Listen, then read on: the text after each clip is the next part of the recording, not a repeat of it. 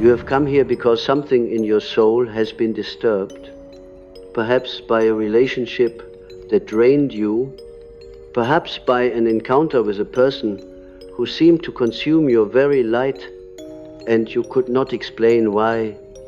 You called yourself an empath and you looked at the other as a narcissist. And this polarity, though simple, hides an ancient mystery that is older than words. It is the mystery of shadow and mirror, of projection and possession, of the secret battlefield between the conscious and the unconscious. Tonight, I will not give you a mere theory, but rather an initiation into seeing what is really happening when the empath meets the narcissist, and when the empath, through suffering, begins to turn the shadow of the narcissist back upon them. You see, the psyche is not a polite house, but a vast labyrinthine temple filled with archetypes that move like gods in disguise. The narcissist and the empath are not merely people. They are roles animated by archetypal energies that live beneath consciousness.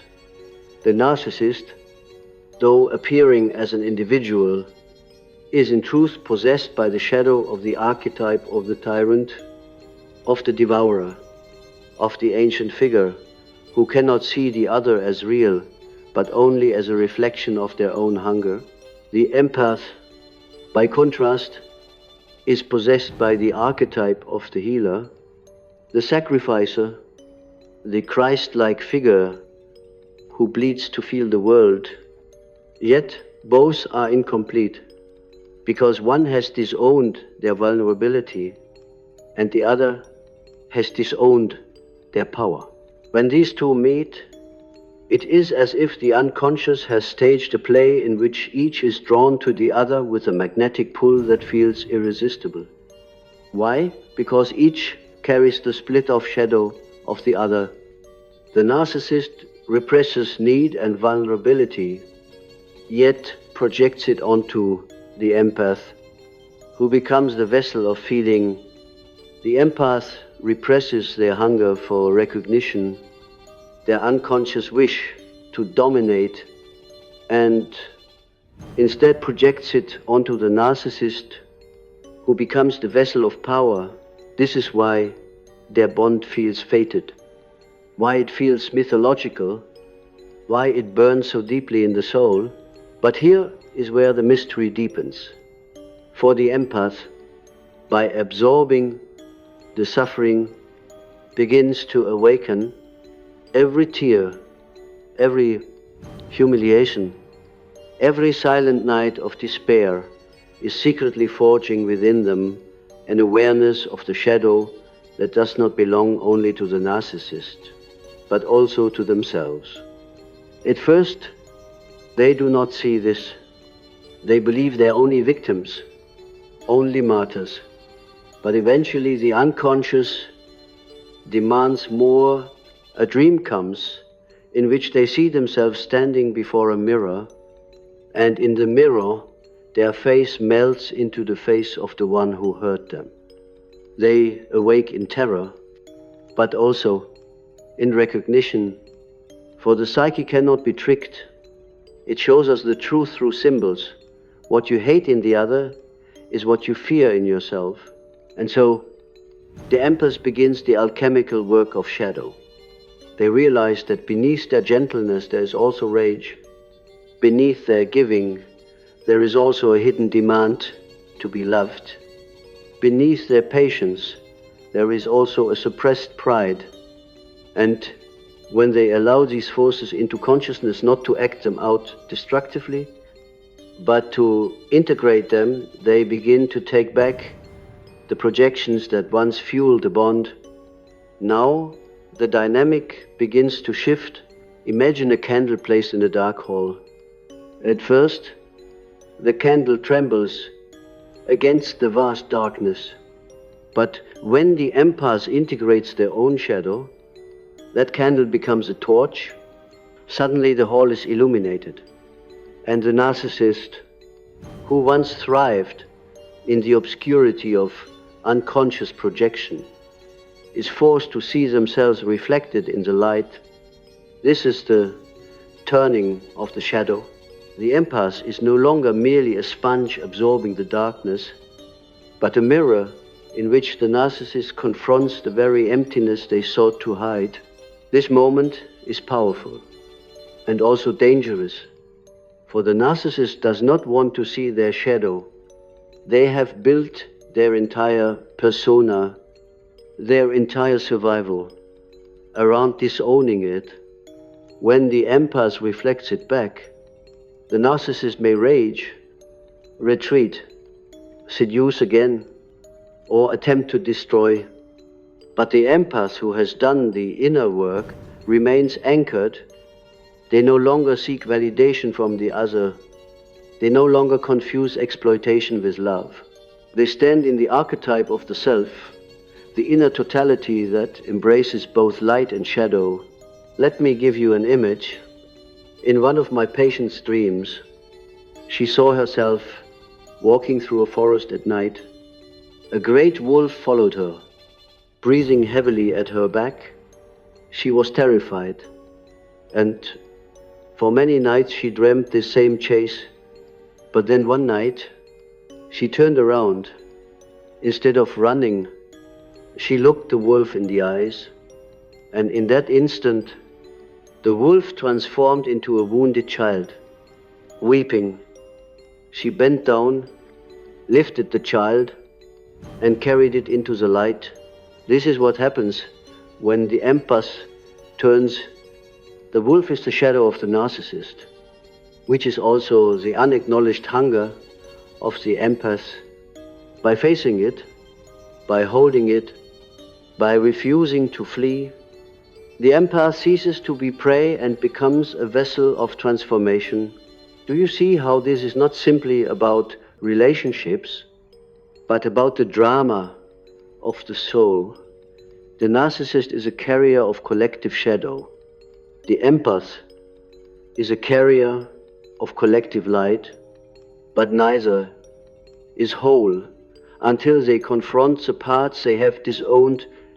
When the empath reflects the shadow back, they are not only liberating themselves from abuse, they are enacting a sacred ritual of consciousness for humanity itself. They are saying, I will not carry your darkness anymore. I will hold my own. And in that declaration, the cycle of projection begins to break. Yet, let us not romanticize this too quickly. The work is not easy. Many empaths confuse turning the shadow with attacking, with revenge. That is not transformation. To turn the shadow is to reflect without malice, to hold the mirror steady even when the other flinches. It is to stand in truth so deeply that deception cannot survive. It is not about destroying the narcissist, but about refusing to be destroyed. It is about claiming one's soul back from the bondage of unconscious roles. There is a profound loneliness in this path. When you awaken, you may find yourself standing apart, no longer entangled in the same games, no longer intoxicated by the same dramas. Others may not understand. They may accuse you of being cold, of changing, but what has changed is that you have ceased to live as a projection screen. You are becoming a self, and the self is not easy to digest for those still trapped in roles. This is why myths speak of heroes descending into the underworld. Orpheus, Inanna, Christ all enter the realm of shadow, not to destroy it, but to retrieve the lost soul. The empath's descent into the narcissist labyrinth is one such journey. At first, they are ensnared, trapped in illusions of love, manipulated by fear, but through suffering, through dreams, through inner confrontation. They discover the key, and when they emerge, they no longer walk as victims, but as carriers of a deeper light. I tell you this because many of you are in this very process. You feel weak, but the weakness is the very soil from which strength emerges. You feel broken, but the breaking is the shattering of the false self. You feel that the narcissist has stolen from you, but in truth they have only revealed what was hidden. Your own shadow, your own denied power, your own capacity to become whole.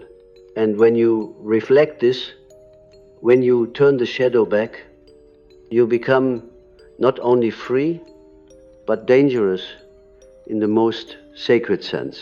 Dangerous to unconsciousness, dangerous to the collective lie, dangerous to the forces that feed on ignorance. So let us breathe together for a moment. Let us feel the archetype of the mirror rising in your chest. You are the mirror. You are the one who reflects. And as you reflect, the masks fall, the illusions collapse, and the truth shines. This is the gift, and this is the burden. You must understand that when you turn the shadow back, you are not simply reversing a game, you are altering the psychic field. The narcissist survives by hiding from their own abyss, by projecting it outward into the empath who agrees unconsciously to carry it. When the empath stops carrying it, the narcissist is forced into contact with the very nothingness they dread. This is why the reaction can be violent, because the abyss stares back at them. And yet, this confrontation, as destructive as it may appear, is secretly an act of grace, for in that moment, the narcissist is offered the first true chance to see themselves. Whether they accept or resist, that is their fate. But the mirror has been given. The empath often fears that turning the shadow will make them cruel, that reclaiming their strength will corrupt their purity. But this is an illusion. Purity that fears power is weakness disguised as virtue. True purity contains both compassion and the sword of truth. It knows when to embrace and when to cut away. If you are only soft, you are half a soul. If you are only fierce, you are half a soul. The self is whole. It contains the opposites, reconciles them, and therefore stands beyond manipulation. Think of the ancient alchemists who sought to transform lead into gold.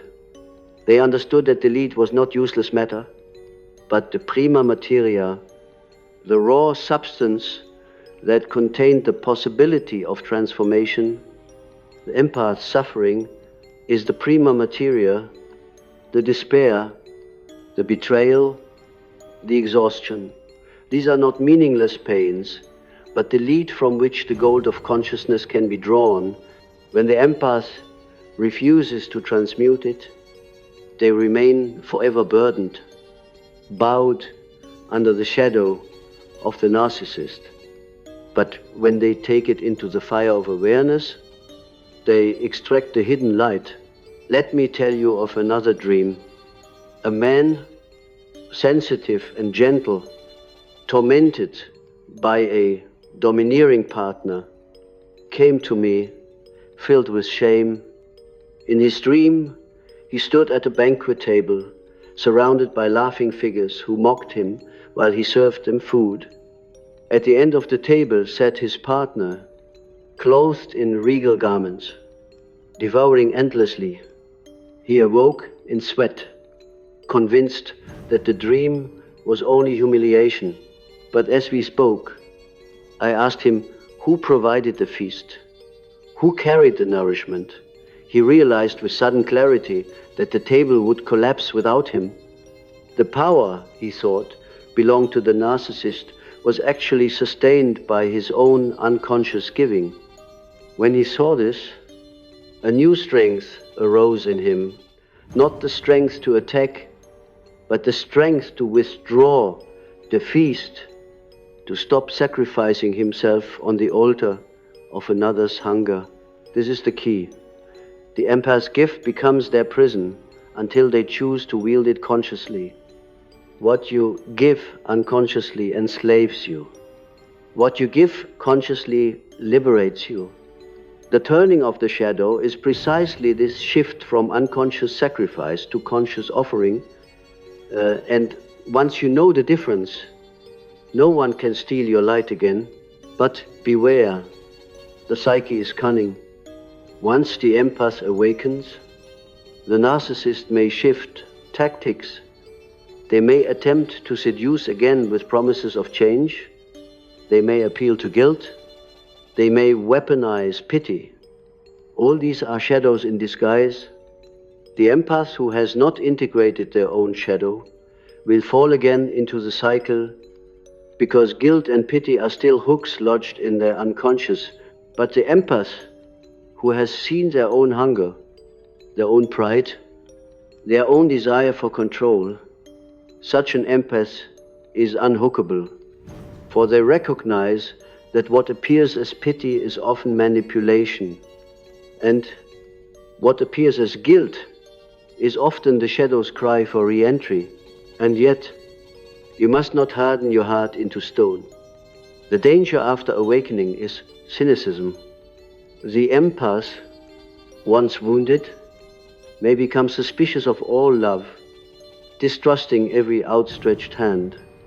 This is another shadow, for to close the heart is to betray the self. The task is subtler, to keep the heart open while no longer offering it to those who feed without reciprocity, to give without collapsing, to love without losing oneself, to embrace while standing rooted in truth. This is the maturity of the empath who has turned the shadow. You may ask, why does life bring us such encounters at all? Why are so many empaths born into families of narcissists, or drawn into such lovers, or trapped in such workplaces? The answer lies in the necessity of individuation. The self requires conflict for growth. Without resistance, the soul remains dormant. The narcissist, as tormentor, becomes the crucible in which the empath discovers themselves. This does not justify abuse, but it reveals its archetypal function. The narcissist is a teacher in disguise, though a merciless one, for they teach the empath to awaken, to reclaim, to become whole. And this is where myth becomes alive. Think of Persephone, stolen into the underworld by Hades. At first, she is only victim, only captive, but through her descent, she becomes queen of the underworld, the one who mediates between life and death. Her abduction becomes her initiation. Likewise, the empath, captured by the narcissist's shadow, eventually descends into their own unconscious and emerges not as prey but as sovereign. I will tell you something that perhaps you already sense. The empath who turns the shadow does not only liberate themselves, they become an initiator for others. Their very presence begins to disturb the unconscious games around them. Their clarity cuts through manipulation like a blade. Their eyes see the archetype behind the mask. This is why such people are often resisted, even feared, for they shine a light that reveals what others would rather keep hidden. Do not mistake this for grandeur. It is not a role to be worn like a crown. It is a responsibility, a weight. For once you see, you cannot unsee. Once you awaken, you cannot return to sleep without paying the price of inner disintegration. The call of the self is relentless, and so I ask you now, can you bear the loneliness of truth? Can you endure the silence when you no longer feed the games of shadow? Can you stand in the fire of your own selfhood without shrinking back into the familiar prison of pleasing and suffering? If you can, then you will discover freedom that is not given by the world and cannot be taken away by it. In the silence of the night, when you sit alone and hear the echo of your own thoughts, remember this: the empath and the narcissist are mirrors of one another, but the mirror can either enslave or liberate. When you turn it consciously, you break the spell. You stop being the vessel of another's disowned pain and become the guardian of your own soul. And from that moment onward, you carry within you the power to see through all illusions.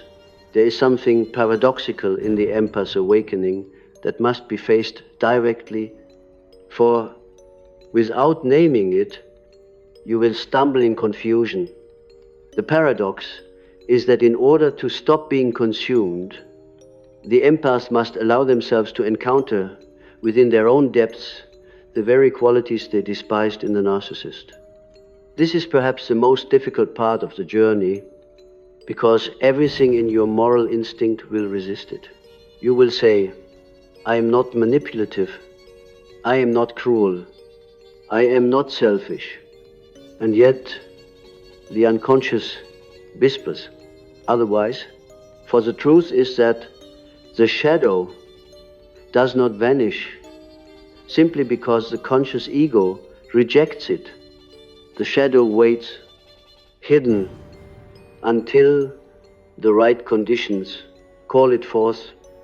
The empath carries within them the seeds of dominance, rage, entitlement, and coldness, but they have banished them into darkness for the sake of their identity as the good one, the healer, the compassionate soul. This repression is precisely what feeds the archetypal magnet between them and the narcissist, for life demands wholeness, and what we disown, life forces us to meet in others. When the empath integrates these qualities, not acting them out destructively, but acknowledging them as part of their psychic totality, they reclaim a balance.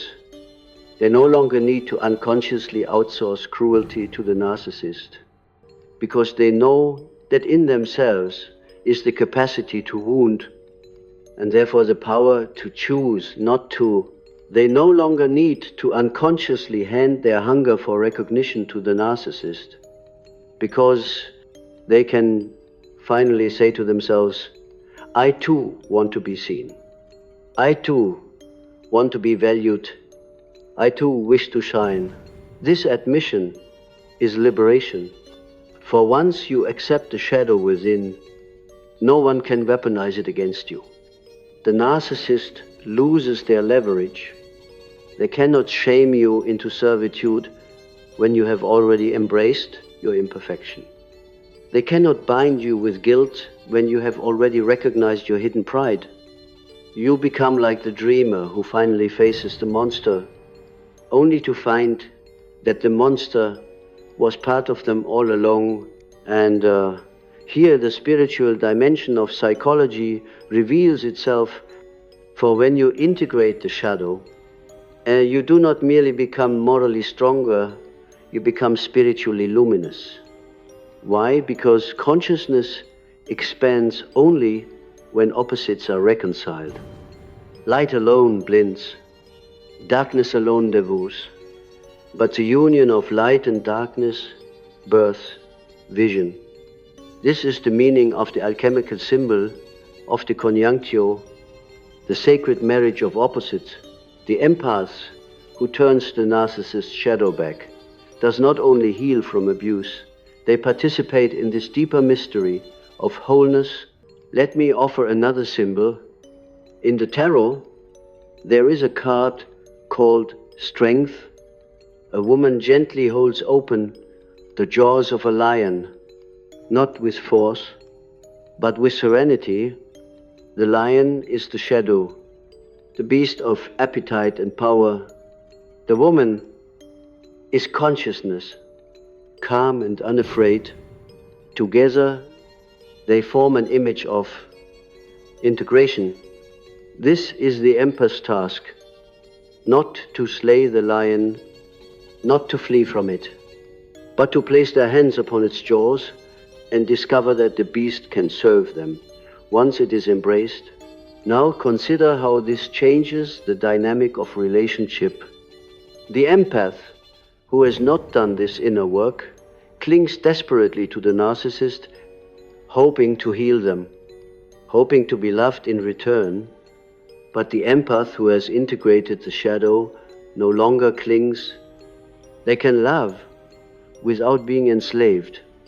They can see the other's wounds without taking responsibility for them. They can stand in compassion without losing themselves in another's abyss. And this shift is felt by all around them because the archetypal roles collapse in their presence. This is why the narcissist often reacts with rage or retreat when the empath awakens. It is not only that the supply of energy has been cut off, it is that the unconscious drama itself is disrupted. The narcissist senses, even if dimly, that their mask no longer works, their projection no longer sticks, their shadow has been handed back to them like a mirror. They cannot shatter, and so they thresh, they accuse, they attempt to re-establish the old pattern, but the empath who has stepped into the self stands unmoved, like a tree rooted in both earth and sky. The dreams of such people change as well. No longer do they dream of being chased, devoured, or mocked. They begin to dream of standing in circles of light, of walking across bridges, of entering temples. These symbols reveal the emergence of the self, the archetype of wholeness, where once the unconscious sent nightmares of victimhood. Now it sends visions of initiation, for the psyche recognizes the transformation and it celebrates in images. This is also why many empaths, after such an awakening, feel called into roles of guidance, art, or healing on a new level, having descended into the underworld of shadow and emerged alive. They carry with them the wisdom of the journey. They know what it is to be consumed and what it is to reclaim. They become initiators, midwives of transformation for others who are still trapped. This is not arrogance. It is the natural unfolding of archetypal experience. Those who have walked through fire inevitably carry the flame, but do not mistake this for a final destination. Individuation is never complete while we breathe. Each integration opens the door to deeper layers. Even the awakened empath must remain vigilant, for the shadow is not conquered once and for all. It circles back, presenting itself in new disguises, testing the strength of consciousness. This is not a flaw, but the rhythm of psychic life. Growth is spiral, not linear. Therefore, when you feel again the old pull toward someone who drains you, do not despair. It may not be regression. It may be the psyche inviting you into a new depth. The question is not whether the shadow appears again, but whether you meet it consciously or unconsciously. Each encounter is an opportunity to turn the mirror once more, to claim another fragment of yourself. I tell you this because I want you to understand the sacred weight of what it means to be an empath who awakens. You are not weak. Though you may feel weak, you are not broken. Though you have been shattered, you are the vessel through which the unconscious is seeking wholeness. The narcissist came to you not by accident, but by archetypal necessity. As the dark teacher who forced you to see what you had hidden from yourself, now you must decide, will you remain their prey, or will you claim the power of reflection? The authority of the mirror? Look within, in your silence, in your dreams, in the tremors of your heart. You will find the answer. The self is always calling, always urging you toward the integration of opposites. And once you respond, once you take that step, you will never again be the same. There comes a moment in every soul's journey when the mirror is no longer about the narcissist, no longer about the empath, but about the self itself. For the ultimate turning of the shadow is not merely interpersonal, it is transpersonal. It is not only about freeing yourself from a toxic bond, it is about recognizing the universal law that what is rejected will always return. What is unconscious will always seek consciousness. And what is denied in yourself will always appear in the face of the other until you accept it. In this sense, the narcissist becomes a figure of fate. They are not simply a tormentor, but a herald, carrying a message from the unconscious. They cry out, though often destructively, see what you have hidden, feel what you have denied, claim what you have abandoned. Their cruelty is a distorted language of necessity. You did not choose them by chance. They came as the embodiment of what your soul required to grow. To hate them completely is to miss the meaning, and to worship them is to fall into illusion. The task is to see through them, to grasp the archetypal drama they carried into your life. And when you see this, something extraordinary happens. The resentment dissolves, not immediately, not without grief, but inevitably, for you begin to recognize that even the one who wounded you was, in some mysterious way, a servant of your individuation. Without their shadow pressing against you, you may never have turned inward. Without their hunger consuming you, you may never have discovered your own capacity to stop feeding what destroys you. Their darkness provoked your light. Their emptiness forced you toward wholeness. This does not mean you remain with them. Often the most sacred act is departure, the refusal to continue playing the role, but you depart not as a victim fleeing, but as a sovereign who has completed an initiation. You carry no longer their burden, but your own soul intact. You walk away not with bitterness, but with knowledge, and this knowledge is what I call wisdom, the lived experience of the shadow turned into consciousness in dreams. This wisdom often appears as a jewel, a ring, a hidden scroll. Something once buried in the earth of your suffering emerges at last. One woman, after leaving a destructive marriage, dreamt that she dug into the soil of her childhood home and found a golden key. She awoke in tears, knowing that what had been stolen from her was never truly lost. It was buried, waiting for the moment when she could claim it. This is the treasure gained when the empath turns the narcissist shadow back. And yet, let us not forget the humility required, for even the awakened empath must guard against inflation. It is tempting to believe that having seen through the narcissist's illusions, you are beyond all illusions. But the unconscious is infinite, and the shadow has many layers. The moment you say, I am fully awake, you have fallen asleep again.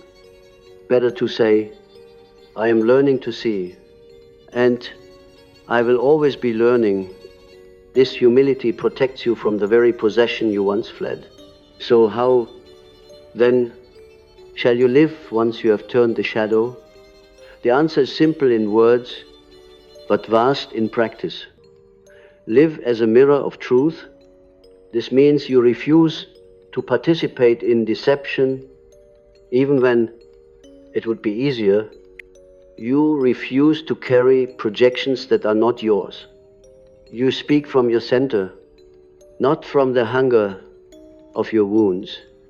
You love, but you love with eyes open, not with blind sacrifice. You give, but you give without annihilating yourself. And from this posture, something greater begins to shine through you. People will sense it. Some will be drawn, feeling the solidity of your presence, the serenity of one who no longer plays games. Others will be disturbed, for your clarity will expose their shadows. You cannot control this. You can only remain faithful to the self. This is why I tell you, the empath's true destiny is not to be drained by narcissists, but to become initiates of light who know the power of darkness because they have lived in it. You are called to be bridges between suffering and wisdom, between shadow and self, between illusion and truth. And this calling is not for the faint of heart. It demands everything, but in return it gives you the only thing worth having, the fullness of your soul. Now hear me. When you sit with yourself tonight, let the silence reveal to you the faces you have worn, the wounds you have carried, the shadows you have feared. Do not turn away. Look steadily, for in that gaze lies the transformation.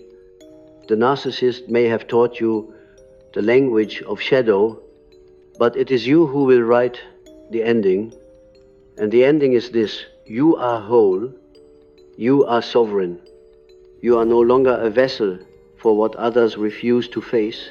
You are a self, radiant with the paradox of light and dark united. And so, let the word sink into you like a ritual. When the empath turns the narcissist's shadow back, the spell is broken, the victim becomes the mirror, the wound becomes the key, the darkness becomes the light. This is the mystery. This is the truth. This is the way of individuation, and it is yours.